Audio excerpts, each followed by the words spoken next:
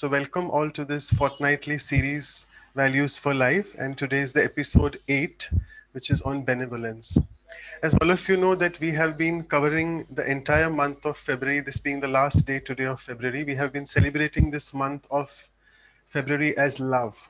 And as far as benevolence goes, unless and until you have love inside, you really can't be benevolent to anyone else. And the word benevolence itself, if you can closely have a look at it, I keep saying that again and again.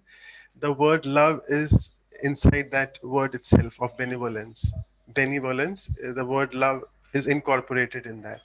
So, with this little bit of brief touch upon what benevolence is meant by it, the meaning of it, I would now request Anu sister to who's from Vancouver Brahma Kumaris Center. I'll just request her to please welcome Charlie brother. Anu sister, over to you. Thank you, Manoj Bhai. Dear brother Charlie, it is such a great pleasure to welcome you all the way from Australia to Vancouver in this unique virtual setting. And on behalf of all the audiences joining from all over the world and the team of Values for Life series, we welcome you with these colorful flowers. You're going to fill us up with these colors. Here you go, brother. Thank you, Welcome. Anuben. Thank you so much. So, thank you, Anu sister, for welcoming brother Charlie. And before I pass on the mic to brother Charlie, I'll just like to introduce. He actually doesn't need introduction, but it's my duty to say a few words about him. Brother Charlie has been on this committed spiritual path for over 40 years now, and he's been a very senior teacher of the Brahma Kumaris now, and he extensively travels almost 80 countries as a speaker for international conferences and many public programs, including he's also a special guest at various spiritual retreats, and he shares his beautiful experiences of how to apply spirituality in our daily life, and also he loves teaching meditation. Let me just tell you a bit about him. While he was young, he came into touch with Brahma Kumaris at the age of, in 1975. Currently, he is the national coordinator and the chief executive of the Brahma Kumaris in Australia, and also the chairman of its board of directors. He's based in Sydney and regularly visits the 40 BK centers which they have all over Australia. Charlie brother grew up in Melbourne, and he was actually studying architecture at the Melbourne University when he felt that inner urge to travel to and follow his interest in culture and explore various spiritual philosophies. And for almost more than 3 years, he traveled through entire Asia to the Middle East and Europe in search of that spirituality. He lived in many countries and also experienced many different religions like Buddhist, Christianity, Sikhism, Muslim, even Hinduism and Taoism as well. And finally, in 1975, Charlie came across the Brahma Kumaris in London, where he learned meditation. And after attending the teacher training program, he returned back to Australia in just 2 years in 1977 to open a new center in Collingwood in Melbourne. And thereafter, his nothing stopping more. In 1980, he moved back to Sydney and became the national coordinator over there. And there are now, he's been instrumental in almost establishing 40 BK centers all over Australia, including 3 retreat centers. Let me just tell you about those 3 retreat centers. One is on the Mornington Peninsula, which is south of Melbourne, which was the first one to be opened in 96. The second one is south of Sydney near Wollongong, opened in 99. And the last one is the Blue Mountains, which is the famous one, which all of us know about, which was in 2001. And also there's a new main center in Australia in Five Dock, Sydney, where he gives his servings as a national and the regional headquarters. He really travels extensively, as I mentioned, throughout the world. And there is an enormous number of topics which he has covered, which I won't be covering in detail because I don't have the time to do. And so he's a very sweet, eloquent speaker. And you can see the moment you look at him, you can just feel those vibrations from him, those beautiful vibrations of spirituality from him. So, with this brief introduction, let me now just pass it on to Brother Charlie for his talk on benevolence. Thank you so much, and over to Brother Charlie. Om Shanti. Thank you so much, Manoj, and thank you also, Sister Anu and Sister Claudia. It's so lovely to be with you. It's a wonder, isn't it, this world, that I'm on Sunday afternoon, Manoj is on Sunday morning, and I think Claudia and Anu are on Saturday night. So it's the beauty of our world. And in fact, at the moment, I'm at our retreat center outside Melbourne. It's an incredibly beautiful place on 25 acres of bushland. And we have retreats for people every single weekend of the year. Today, I'm just going to share some of my thoughts and feelings about an incredibly beautiful subject, which is benevolence. And many times I feel, what is the secret to a beautiful life, a meaningful life, a fulfilling life, a rich life? I really feel it is the nature of giving, the nature of benevolence. And a little while ago, I was talking to a friend of mine here in Australia. He's a journalist. He's a very insightful person.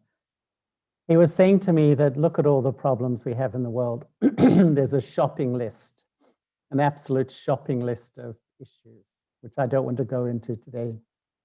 But you know, he said, I feel the main problem is that we people, we human beings, have lost our compassion for each other, our benevolent feelings for each other.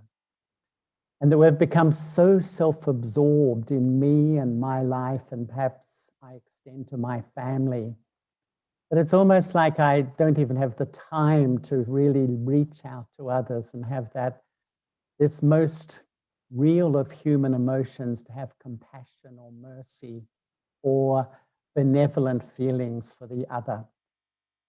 And perhaps you might say, well, it's a really tough world and it's just hard to survive. And I can really understand that. But on the other hand, once I was in Sydney, and as you know, the Sydney Opera House is a very, very famous building. And there was the World Psychiatry Conference going on. And one of the psychiatrists presented a paper. And in that paper, the essence of it really was that the healthiest people mentally, emotionally, spiritually are the Mother Teresas of the world. In other words, the givers, the people who are benevolent, they have this innate benevolence in their makeup. And his paper was really to say that they are the most fulfilled human beings in life, which I find really very fascinating. And to me, benevolence is really a quality where I give of myself to benefit others. It's a generosity of spirit where I really want to uplift others, make a difference in someone's life, support somebody. It's an incredible kindness, a loving kindness of the human soul. And really, I would say, the real beauty of the human spirit to have that quality of benevolence. And in my experience, as Manoj was saying, I've been connected to the Brahma Kumaris now for 45 years. And I've had so many wonderful interactions with the leadership of the Brahma Kumaris, which are the elder sisters whom we call the Dadis. Dadi means like elder sister. And I've seen Daddy Prakashmani, who was the head of the organization for 38 years. Daddy Jenki, who only died last year at the age of 104. I've seen their lives from the moment they wake up till the moment they go to sleep. They are giving love, giving respect, giving support, giving encouragement, giving smiles.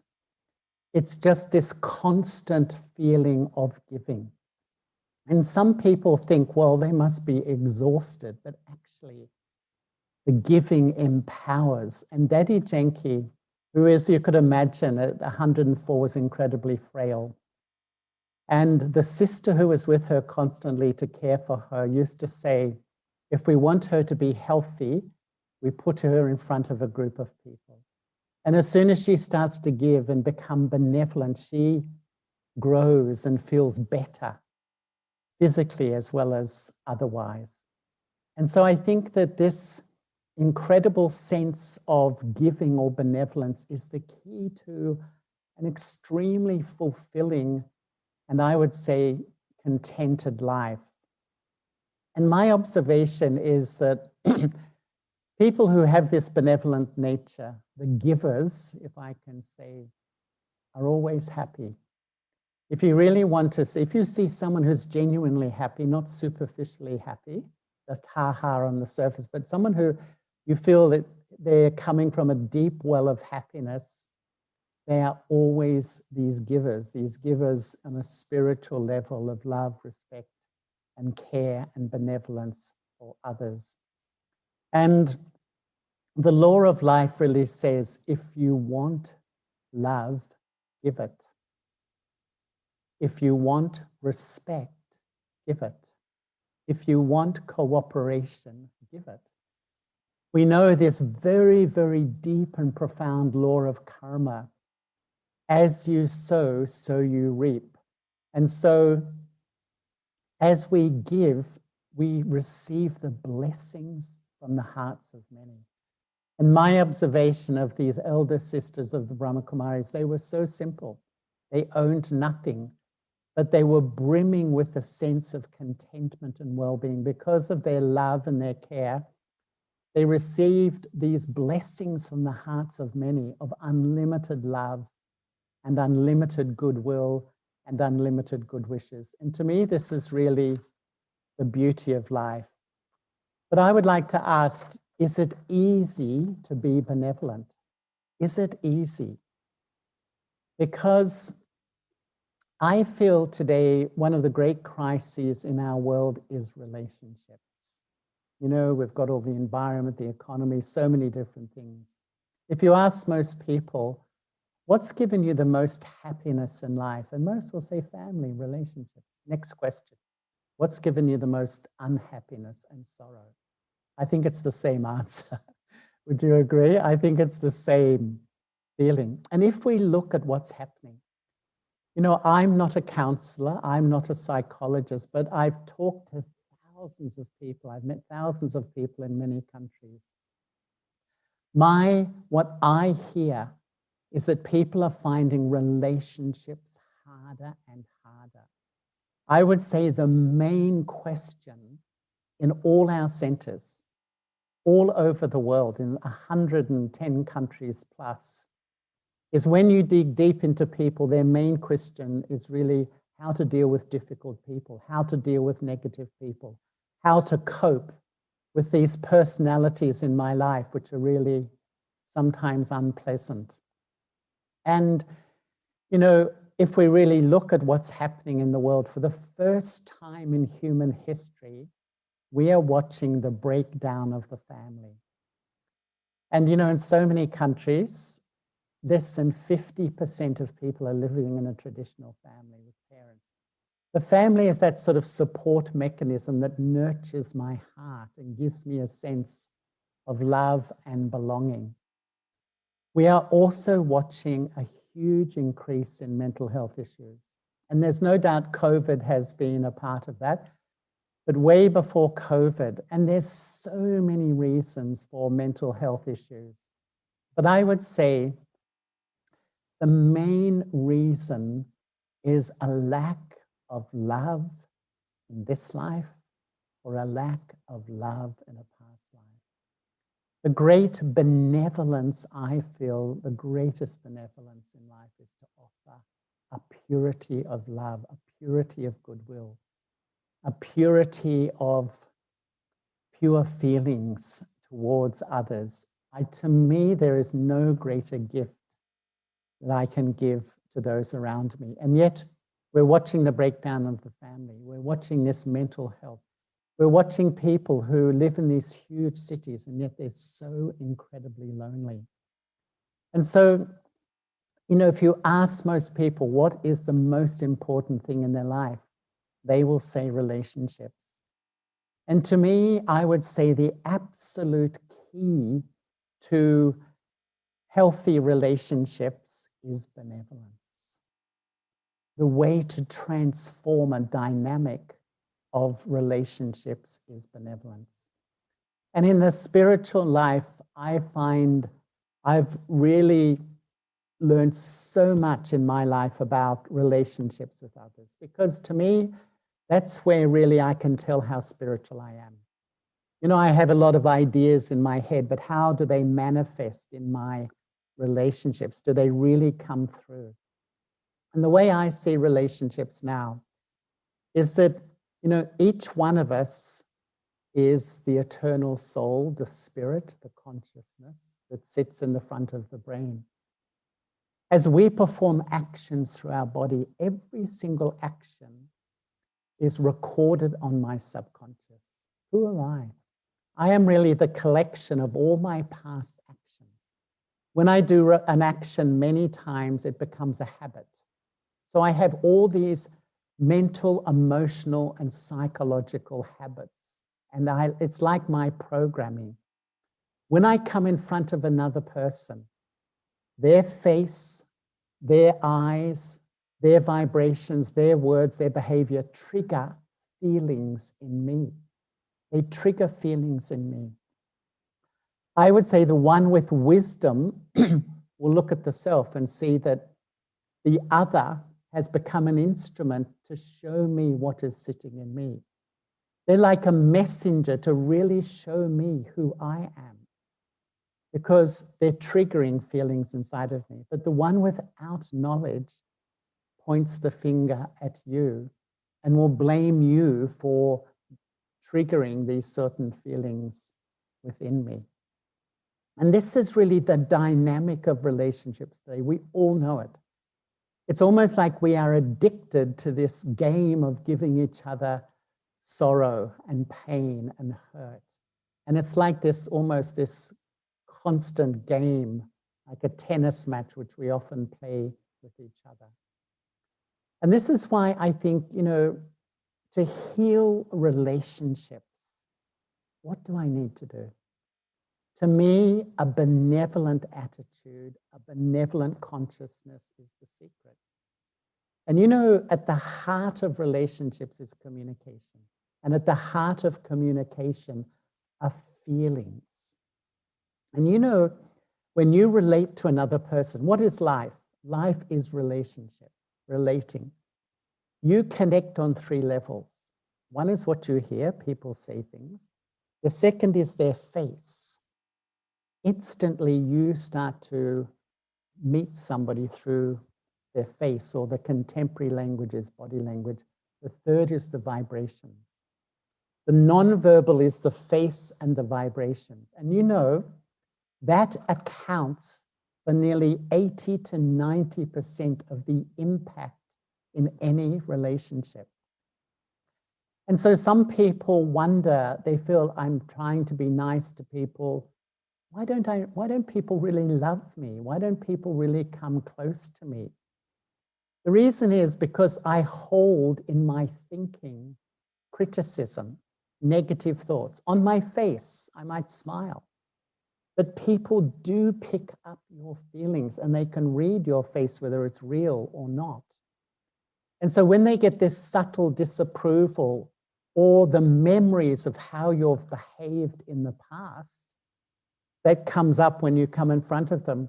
This vibration, we give them this vibration, and it doesn't really bring me close. My experience is the more my thoughts, my mind, which is my thoughts and my feelings, have true, pure feelings, love, respect, benevolence. When we give, we're an instrument to give that energy to another. That is the foundation of a good relationship. It's even the foundation of beginning to heal a relationship that's gone bad. And you know, sometimes I think some people feel that no one really knows what goes on inside my head. I disagree. I feel that what goes on in your head is like a big billboard on the street. Everyone, actually, we can read each other. And really, if we want this closeness to people, these loving relationships, which is so much a part of a quality human life, I have to understand the effect of my subtle attitude. And if my subtle attitude is negative, critical, remembering your past, your weaknesses, what you've done, what you've said, they will get that feeling. But if my subtle attitude is of benevolence, and I often feel the most powerful thing for a leader is to hold the value of others in their attitude. And it's like a filter. You have your awareness, and your attitude propels your awareness and creates an atmosphere. Like every human being creates a feeling, a vibration, an atmosphere around them. And so when my awareness is benevolent, it's like I propel that into the atmosphere. And when I know the value of others, and I hold it in my attitude, they feel your respect. They feel your support. You don't even have to say a word. And I learned this from Dadi Prakashmani, who was the head of the Brahma Kumaris for 38 years. And she was a phenomenal leader. I remember once she was in New York or somewhere, and she met, I think, one of the leaders of IBM, which is probably the biggest tech company in the world at that time. He just couldn't believe that he ran this huge organization of hundreds of thousands of people without a mobile phone or a computer. Because I used to feel she held it in her attitude. And because she had such a benevolent attitude, it's like she created a sense of belonging and a sense of unity. To me, no matter how many courses we do in management and leadership, it's my inner state of being, and people trust me when my attitude is benevolent. And when it's consistently benevolent as good feeling, then it builds trust in people. But I think a lot of us will say, well, it sounds great, but is it really easy to do? Is it really easy to do? And I really feel that, at the heart of benevolence, I need to have a source. And a lot of people feel that if I'm always giving, I get drained. I met a social worker in Australia once, and I said to her, I knew her well, she was a meditator for a while. And she said she'd taken a break from work. And I said, why? And she said, compassion burnout. She just felt sort of exhausted by this giving. And how is it that, some people, it's almost like the more they give, the more they feel full, spiritually full inside. Because at the heart of benevolence, I would say, is a connection, a relationship with the divine, is a relationship with God. And when I feel full of the energy of the divine, then I've got so much to give. And this is really why what I love, what I've learned from the Brahma Kumaris, is how to construct a day. I wake up every morning early and I sit in meditation. And in a sense, I would say I fill myself with these feelings of love, these feelings of belonging, these feelings of goodwill. And so when you step into your day, it's not that you're even trying. You're not saying, I need to be benevolent. Your nature is automatically one that begins to give. And I feel this relationship is so important. And for me, I sometimes think that there's three sources of love in life: the self, others, and God. I would say the greatest struggle for most human beings today is to have loving feelings for themselves. My experience is we have so much self-confidence to do things, to look good, to present an image, but behind that image, often that gnawing self-doubt is often there, that lack of self-respect. So not much love coming to me from me.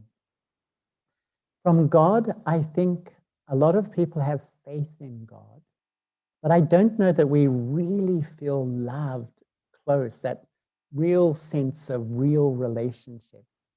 And so my one source of love is my family and my friends. If there's a loss in the family, or if there's a conflict or a separation, it's like my whole world goes into upheaval. What is spirituality? Spirituality is first having a loving relationship with God as a soul, and secondly, a loving relationship with myself. And when I build that platform, my nature is naturally benevolent. I am naturally a giver. I don't have to put pressure on myself. I don't have to keep forcing myself. I don't feel exhausted. Because I feel full spiritually, my personality is giving to others. And at the heart of this is really this relationship with God. And, you know, these days, quite frankly, when I meet people, you know, I don't use the word meditation. I find that a lot of people feel meditation is difficult. If you ask most people, and I think people all over the world are practicing meditation. In this country I live, it's mainstream at organizations, the government, everywhere. Universities, there's one university where 80,000 students there, everyone is encouraged to meditate, every one of the 80,000 students. And yet it seems that when I sit to meditate, my mind wanders absolutely everywhere.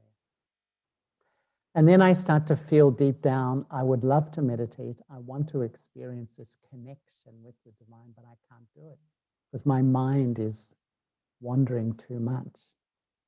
And this is why in the Brahma Kumaris, I like the word remembering, remembrance. Why? Because it's natural. The most natural thing to the human consciousness is to remember. At every millisecond, we are remembering. As I'm speaking, and you may be listening in Canada or India or wherever, you're constantly remembering family members, things you have to do. You may then listen to a few things being said. But whenever you remember, the subtle thread of your consciousness connects. And their law says that three things happen when you remember. First, you connect. It's like a subtle thread. Even if I travel to Canada now, to Vancouver, instantly I connect. And as soon as you connect, you are influenced. You are influenced. And thirdly, you have a feeling. So if you remember a family member whom you're close to, you have a loving relationship, the instant your subtle mind connects the thread, you're influenced by that love, that closeness, you feel relaxed, calm, easy.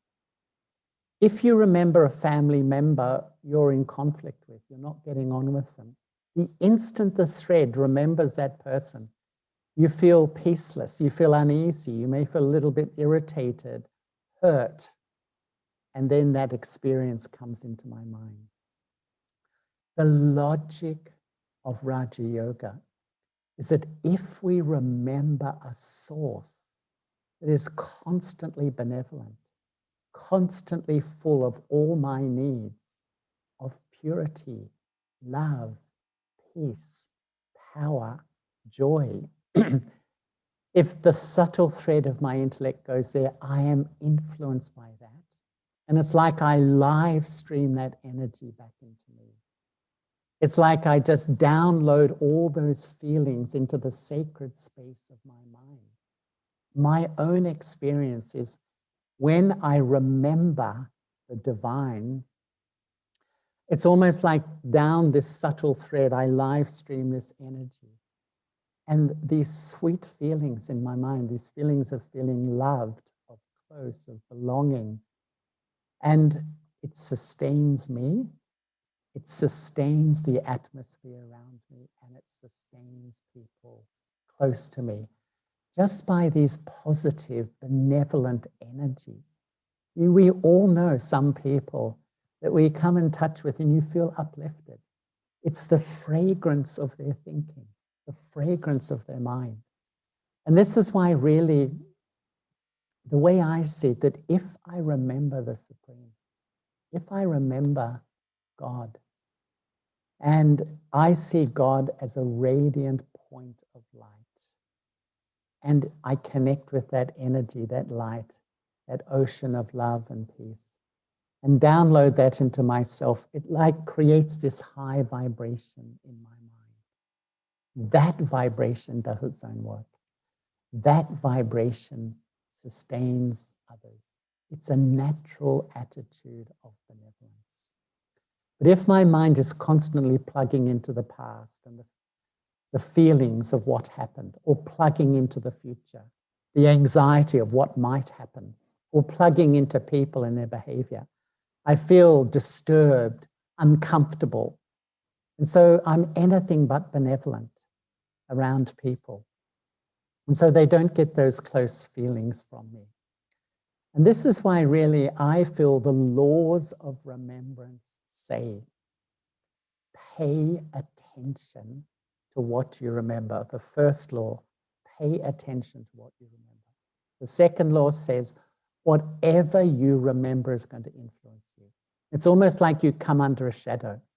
Remember the past, you come under the shadow of that. Remember a negative relationship, you come under the shadow of that. And then the third law says, whatever influences you, have this vibration in your mind.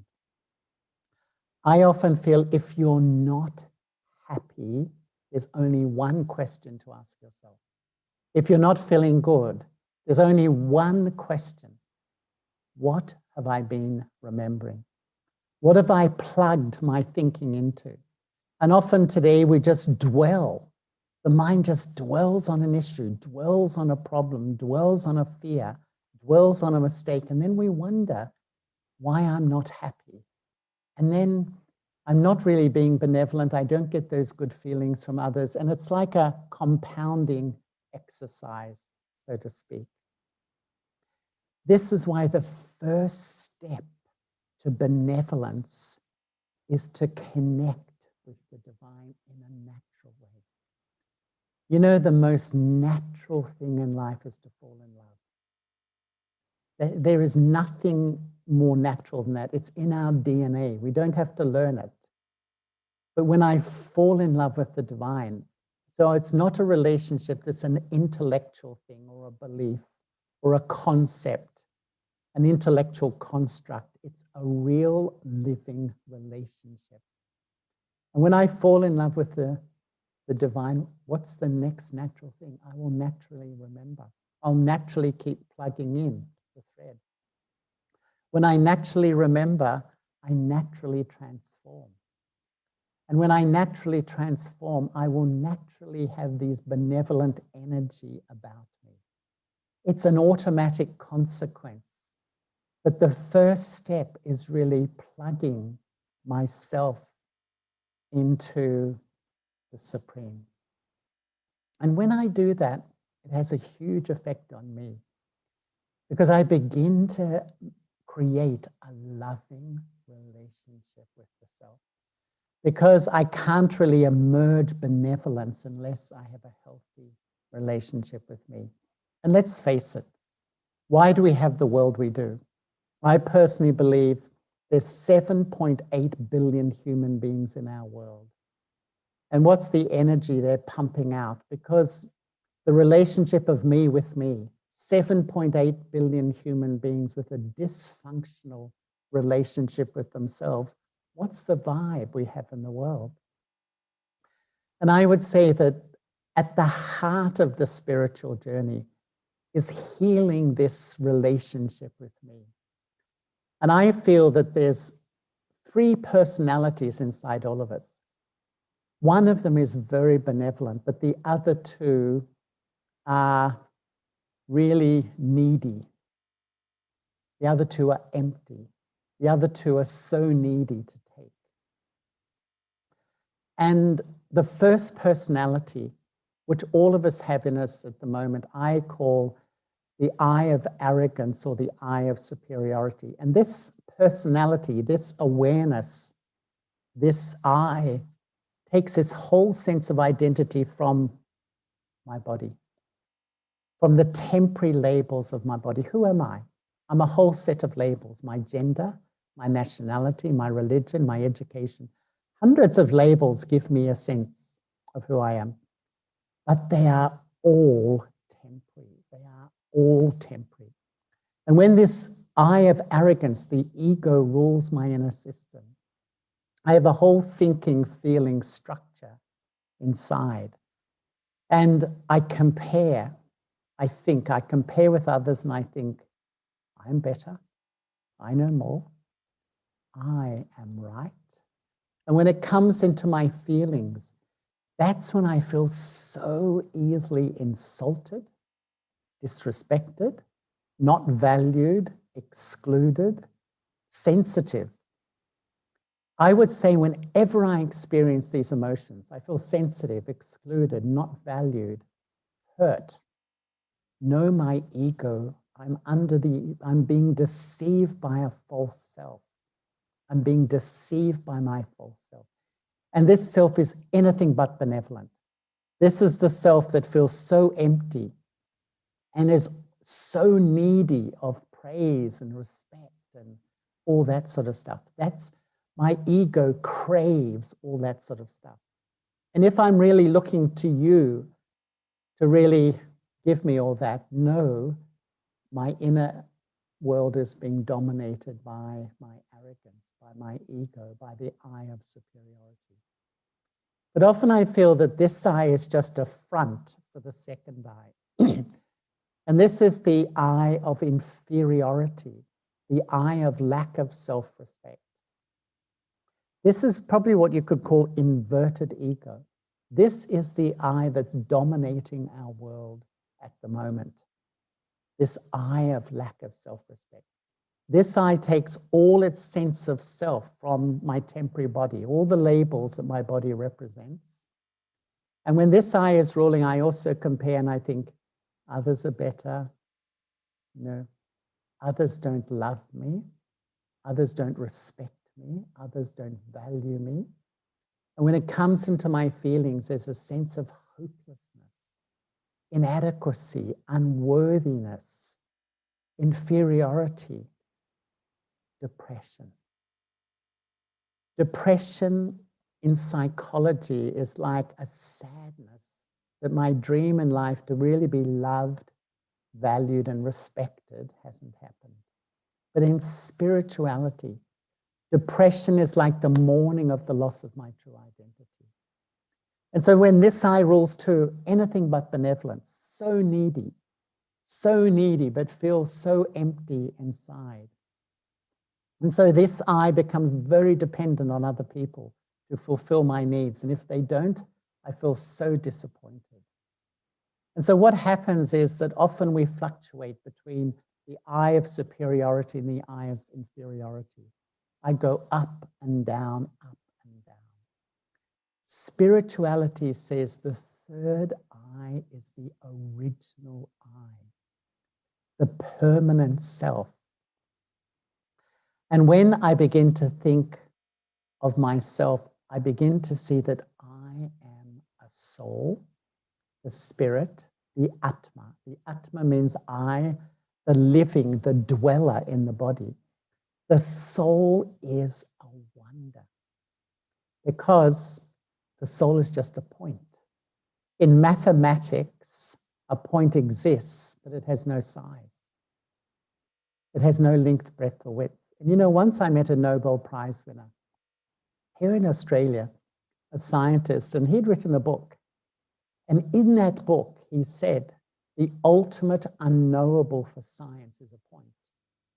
A point exists, but it's beyond matter in a way. The soul cannot really be seen because it's not physical, but it's the consciousness.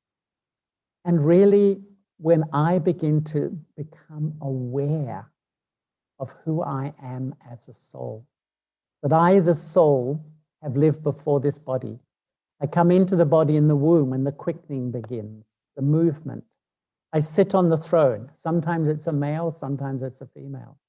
And then when I'm born, I take on this whole identity, but actually, I am the real continuity. And when I start to really think of myself as a soul, I come home to a place inside where I feel so comfortable, where I don't have to look good, impress people, be seen. I feel incredibly comfortable with who I am. And you know, when I come home to this sweet place, which I would say is a place of soul consciousness or self-respect, almost automatically a sense of benevolent feelings begins to emerge. As I begin to heal the relationship with me, my vision on others begins to change. Often the vision has been so critical, so negative. And sometimes I feel many of us have a PhD in taking sorrow from others, you know? We've done the course, we do the masters, and then we're experts. If there's any suffering or sorrow or pain to be taken, we seem to know where to find it. But at the heart of this is taking, because I'm empty. There's a big vacuum inside. I feel, why are we so busy these days? Why do we run around all over the place? To fill the emptiness. You know, busyness is a form of denial or avoidance in a way, because as soon as I stop, I come back to this empty, shallow, uncomfortable feeling. And it's so uncomfortable. It's like a depression, a sadness, an emptiness, a meaninglessness. I just keep running, just keep rushing, because it suppresses that feeling. But as I really begin to know and experience who I am, my self-value emerges. And I see others in a completely different way. And I find that when I have the connection with the divine, when I experience myself as a soul, and then I see you, and I just don't see your body and make a whole lot of assessments and judgments based on what you represent. I see you as a soul too. And I see that all of us at the moment, I think we are all a bit empty. We're all struggling with life. So we put on a brave face to the world, but often what is happening inside is something quite different. Is there a more beautiful life than when, as I move around my life and my workplace, I give to others? I don't have to say anything. I don't have to preach a belief or a truth. But through my eyes, I radiate love. Through my face, I give a feeling of belonging. Through my words, I give respect.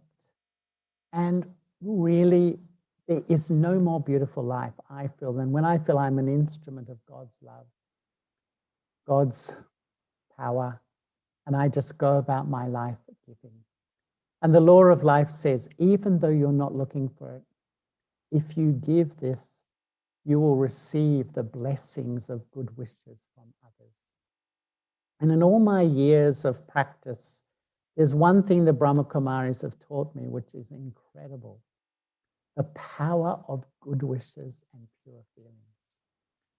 And I feel that when we understand that this is really the greatest power in life, that when we adopt it and we realize that if a relationship is difficult, you know, often to heal it, you know, we have a lot of negativity, a lot of reaction, sometimes criticism.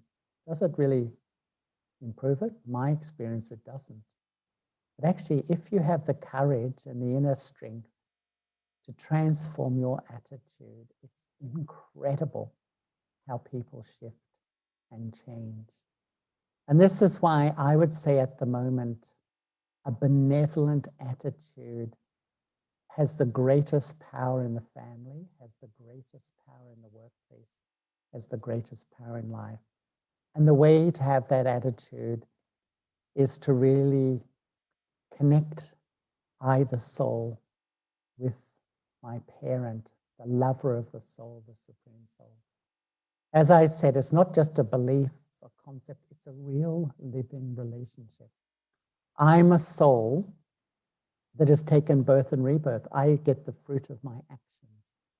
God is a soul that's eternally clean, eternally pure, beyond influence, retains truth, but a real living soul. And really, when I remember, I'm in relationship, I'm in connection. And when I put myself under that influence, I feel so full naturally. My heart feels full. And so I naturally am a giver. The beauty of life is to give. And the more I give, even if people don't return it, you're not sitting there counting. Okay, I've given love to you, you need to give love to me. No, I keep giving. And to me, this is the secret and why those psychiatrists said the most emotionally and mentally balanced people are the Mother Teresa's, the givers. They're very content because it is, I think, the seed of a very healthy human life. And so I'm going to wind up there, and I'm going to head back to Manoj and see if there's anyone who would like to make a comment, ask a question, share something. You're most welcome. Thank you so much, Brother Charlie. I mean, I was just lost because I was just taking down notes. And beautiful way of expressing that you don't use the word meditation anymore, but it's a beautiful Raj Yoga word, what is yad, which is remembrance. And remembrance is just such an easy method to transform one's own very hard personality traits, which we all of us have. And benevolence doesn't arise because that attitude of giving, we are still not able to develop that. And also you beautifully touched upon one important other thing is you said about Atma. It reminds me, it's a Sanskrit word. Sanskrit at means something inside, and ma is this me, the me. So the consciousness of being the dweller inside. I am this energy inside, and we sort of live our lives without even realizing that we are these souls. So Raj Yoga remembrance teaches us basically this, and we very beautifully define depression. According to spirituality, depression means mourning of the loss of sense of self-respect. And you just forget that self-respect. So beautiful. A few questions in front of me. The first question is, if we keep giving in our life again and again all the time, then people take us for granted. They feel, oh yeah, you can just approach this person because he keeps giving. They don't even acknowledge, but they just take us for granted, and then they treat us like a doormat. So how to deal with such people who just take you for granted and don't even acknowledge you? You know, I do feel that, you know, the beauty of life is to give, but many times people feel spiritual people are weak, you know, because spiritual people are humble and give. And unfortunately, I would say it's the opposite. Arrogance is weakness and humility is strength. It's the absolute opposite. And so I feel that, you know, if we keep giving, this is the beauty of life. And I will tell you, if the giving's coming from the right motive, if the giving really is wanting something, it won't have the great effect. But if the giving is pure, almost always people will deeply appreciate. It's really why often, not always, but mostly people deeply appreciate their mothers, because the mothers have just given all their lives. And even though the mothers keep giving, I think people deep down have this incredible respect.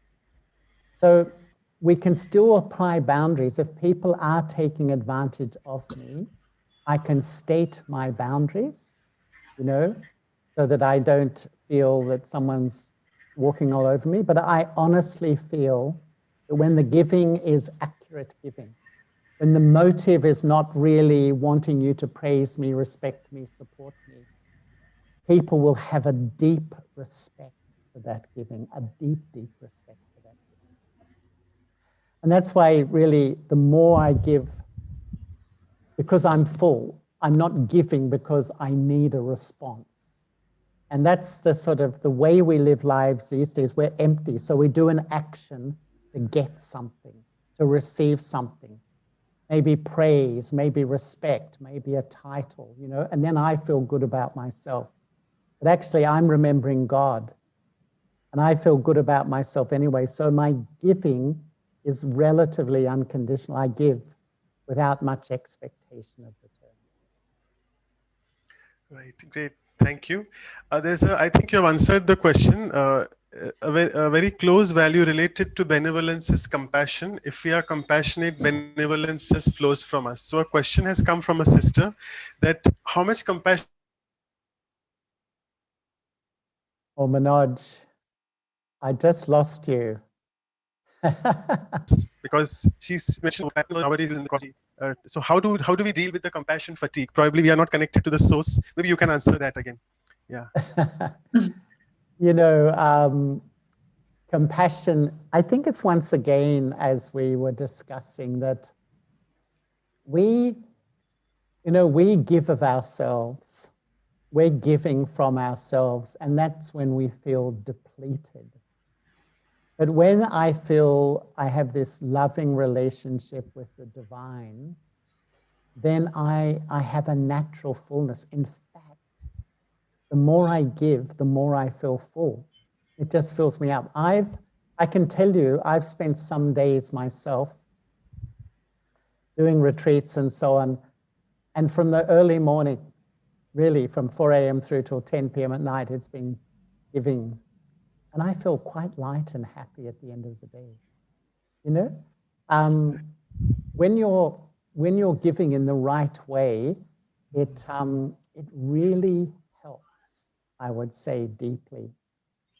But if I'm really giving from my ego rather than my soul, that's the giving that drains me, and I feel I'm doing, you know, I have that hurt. I do so much for you and you do nothing, because I have a huge expectation at the end of my giving that you do something for me.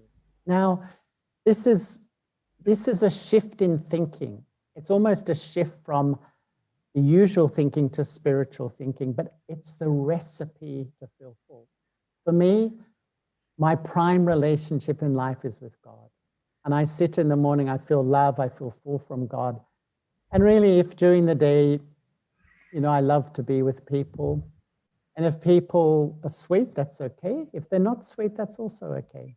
You know, when I began, that would affect me. But now it doesn't really worry so much. So when we give from the soul, it's very different from giving from my old self, my body conscious self, my ego self, or my lack of self-respect self. Right, perfect. That was a perfect answer. You just hit the nail on the target like a bullseye. Like the more I keep giving from compassion and I'm connected to the source, I'll feel more and more light. I'll never feel that I'm giving. It's just a feeling I'm feeling more and more light. Perfect. So many people have congratulated and they're saying, a beautiful session. And one of the brothers is mentioning that can brother Charlie please share his experiences about 1975 and 1976, the first time when you came to Brahma Kumaris, you met Dadi Janki in London, Jayanti Behan in London. So do you want to just share those experiences? How was it first time when you met those people there? Yes, you know, I can share that, like you were saying, Manoj, I grew up in Melbourne. I wandered the world for a few years. I went through Southeast Asia, India, the Middle East, Africa, and Europe, and I lived with Sikhs and Buddhists and Muslims, and I went to the Dalai Lama and Hindus and Christians and Taoists, the Chinese Taoists in their temples and monasteries. And as I searched, I loved what I heard because people have a lot to offer, but my question was, how do you experience? You know, all this philosophy and beliefs and ideas, but how do you convert it into an experience? And when I settled in London, I was working in London, and I used to go to the Spiritualist Association of Great Britain. And as soon as I met Daddy Janki and Sister Jenti, as soon as I saw them, I could see from their face that they were experiencing. Their face glowed with a feeling, with an experience, and it attracted me in that way. And I think I felt very fortunate because the center was so small there. There was a handful of people, so I got to know them very well. And they were an incredible example. And what I've learned from Daddy Janki, I would say, in my first few weeks, I was trying to get my head around God and the relationship with God. And one day I was just left the center and I was thinking about this, and I just felt time stopped. It was like a pause button on time, and I just felt immersed in love. I just felt completely like I was in the ocean of love. And it was such an extraordinary experience. The feeling was like I've come home. And I think it's really what the human soul wants more than anything is a purity of love, a cleanliness of love that really accepts deeply. And really, I would say what Daddy Janki taught me was how to fall in love with God. And when you fall in love with God in a natural way, it takes you beyond all the challenges of life, the problems of life.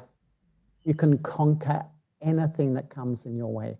There is no more powerful resource than that power of God's love. That's really my experience. You don't have to be religious. You don't have to be fundamentalist. You don't have to be narrow-minded. You can be a mainstream person in a mainstream job in the family. It's just a headspace. And the more I really engage in this relationship with God, it withdraws all the lost power and self-value that somewhere I lost along the way. Right. Thank you so much. Excellent sharings from your side. We just want to listen to you on and on, but time is the boundary here. It's exactly 1 hour. So I would now request Brother Charlie to take us into this meditation on benevolence for the next 10 to 15 minutes. So please feel free to take your time, Brother Charlie. There's no rush. Thank you.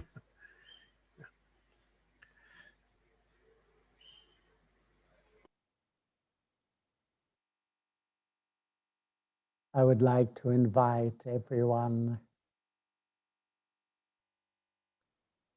to first just sit quietly and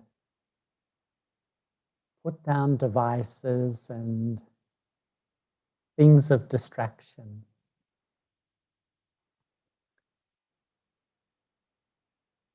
And just sit very quietly and visualize myself as the eternal soul. Just feel yourself letting go, stepping back, withdrawing from the image of your body, and sit so lightly in the center of the forehead. I am light. I, the eternal soul. Feel yourself become lighter and lighter. And through the eye of your mind, visualize the light of God, a radiant jewel of light. Gently rest your mind on this beautiful light.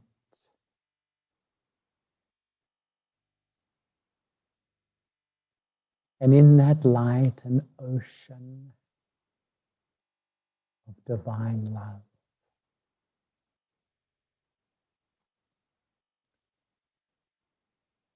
I, the eternal soul, become like a small child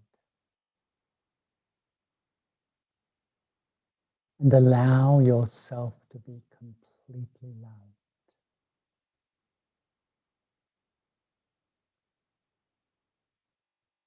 Just open your heart. Open your heart even wider. And live stream this divine love into the core of your being.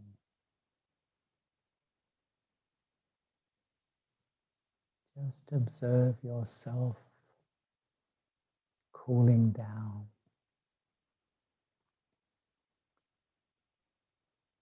The first need of the human soul is true love.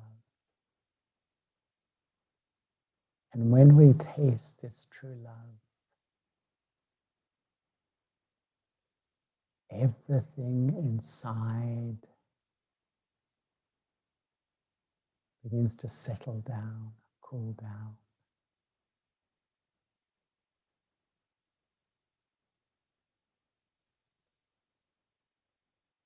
I feel so content, so peaceful.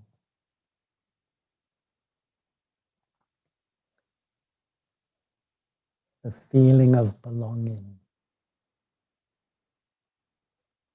the feeling of being deeply loved and valued.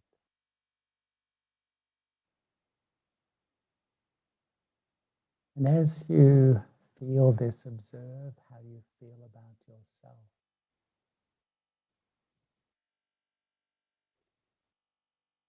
You start to feel comfortable with who you are. And this love of God begins to heal the first relationship in life, which is with me. If this relationship is not healthy, it influences each and every part of my life.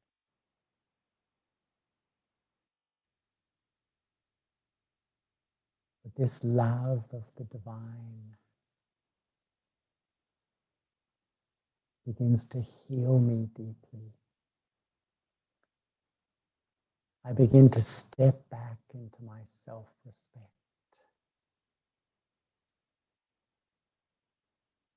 As much as I have self-respect,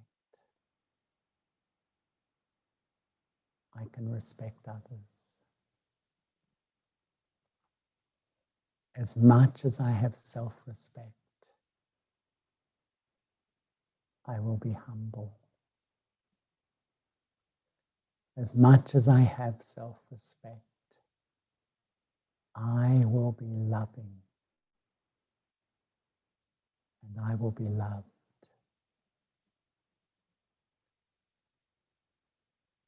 The more I fall in love with God and the relationship with myself is healed, I have a natural benevolence for everyone I come in touch with.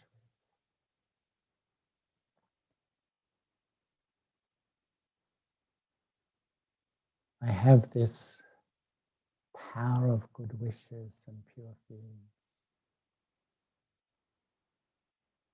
And I realize these good wishes and pure feelings are like a perfume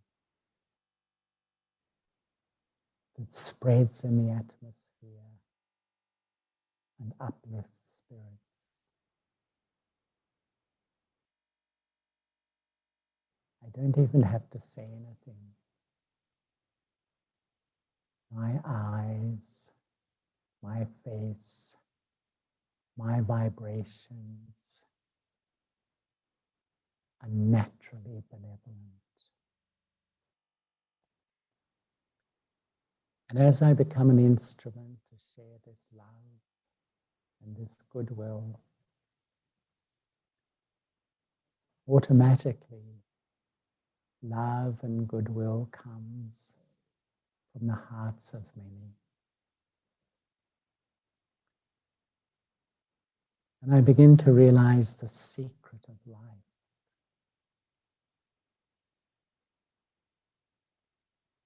If I fall in love with God And I share that, I give that to everyone I come in touch with. This natural benevolence creates the most beautiful life, the most meaningful life, the most transforming life.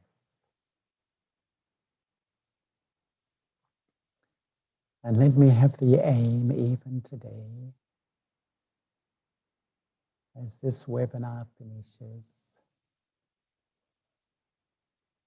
to share these benevolent feelings with everyone I come in touch with. Whether it's through a smile, whether it's through my attitude, whether it's through my eyes that share loving feelings, I keep giving. And the more I give in this way, I will feel full.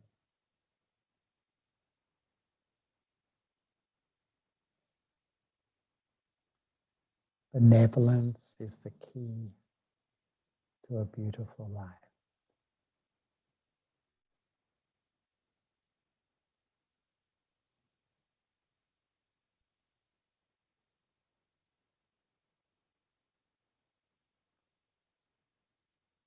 Om Shanti.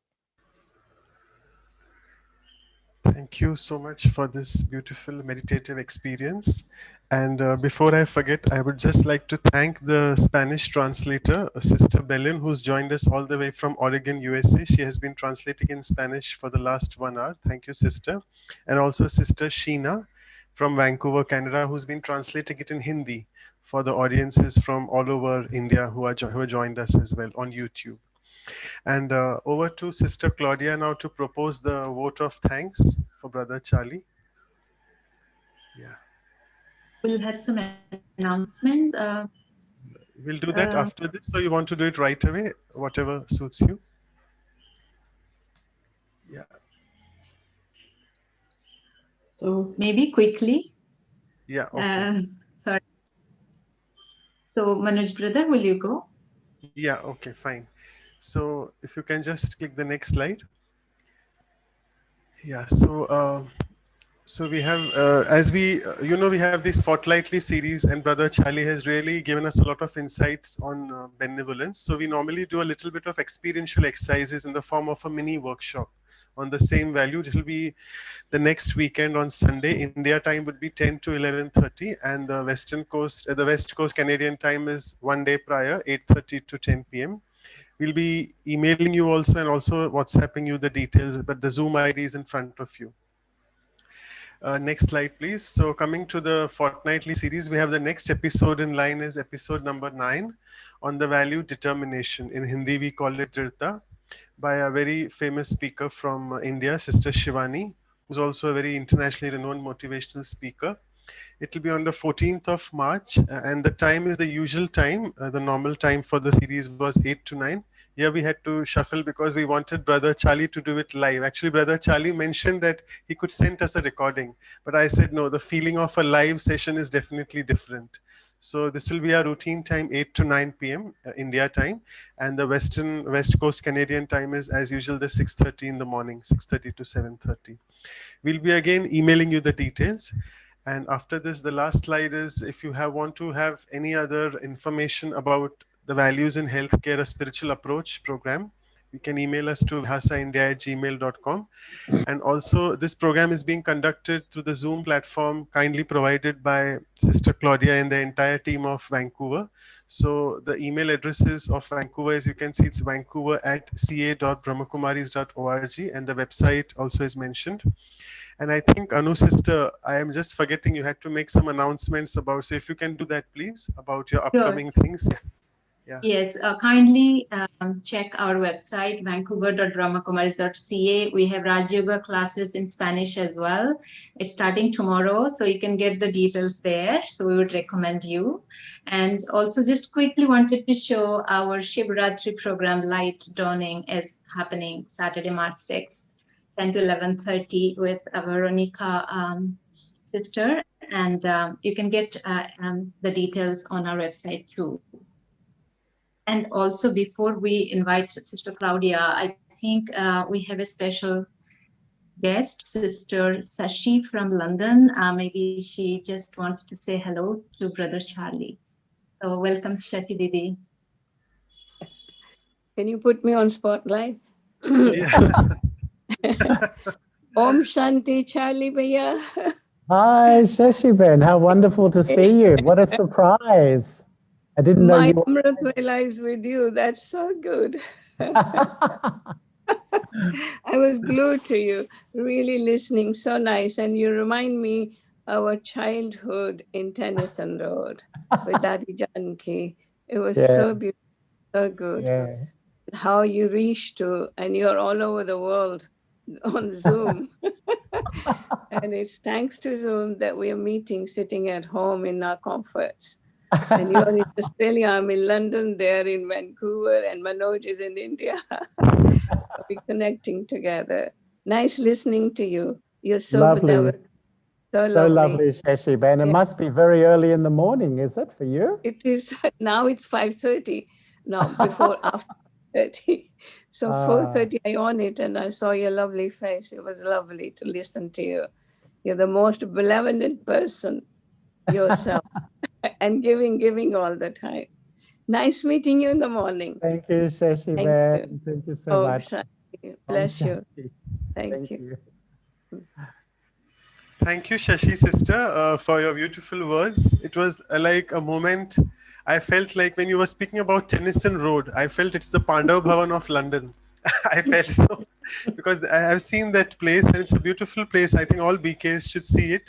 It's the place where Dadi Janki has done a lot of tapasya, and souls like you and Charlie brother Ken have just been born from there. So thank you so much.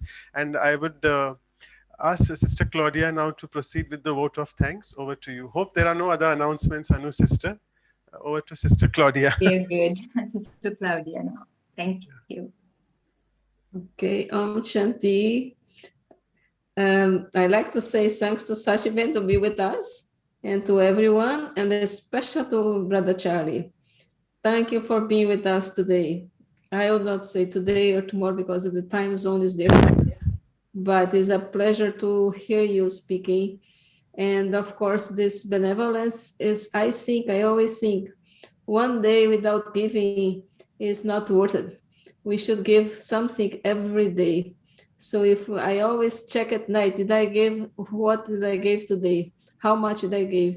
If I didn't give much, next day I have to make sure I give more. Because our life, like you said, is like giving. More we give, happier we are. And so it's not giving, we are receiving. I always think we are not giving, we are receiving. So, and that's why it makes us so happy. So thank you from the heart to explain to us. Yeah, it's so nice to have you here. So nice. Thanks to Zoom that you can be with us. Yeah, thank you. Thank you so much, Claudia. And thank you, Manoj, Anu-ben, Shashi-ben. Thank you, everybody. Thank you. Thanks to the Eternal Baba for making us he's a common thread which is linking all of us. So that is thanks to him. And thank you, Brother Charlie, immensely once again for immediately accepting our invitation. Thanks once again. My pleasure. Thank you, Manoj. Thanks. Thank you. Thanks. Thank you very much.